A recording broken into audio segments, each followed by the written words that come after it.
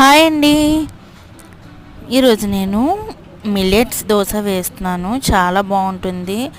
BP, sugar, thyroid and weight లాస్కి diet follow అయ్యే వాళ్ళకు కూడా ఇది ఒక మంచి రెసిపీ అండి. మంచి బ్రేక్ఫాస్ట్ అన్నమాట. మిల్లెట్స్ అన్నీ తీసుకోవాలి. చిన్న గ్లాస్తోని, టీ గ్లాస్తోని అన్ని ఒక్కొక్క గ్లాస్ తీసుకోవాలన్నమాట. రాగులు, కొర్రలు, జొన్నలు అన్నీ కూడా అండి. దాంతోపాటు పొత్తుమినపప్పు కూడా వేసి మొత్తం అన్నీ 8 అవర్స్ మంచిగా నానబెట్టి మెత్తగా గ్రైండ్ చేసుకొని దోశ వేసుకోవడమేనండి. చాలా బాగుంటుంది. అందులోని మనకి ఆనపకాయ ఉంటుంది కదా, సొరకాయ ముక్కలు కూడా వేసుకుంటే స్పాంజ్గా వస్తుంది అనమాట. దోశ చాలా బాగుంటుంది. తప్పకుండా ట్రై చేయండి. షుగర్, థైరాయిడ్ ఇవన్నీ కూడా కంట్రోల్లోకి వస్తాయండి.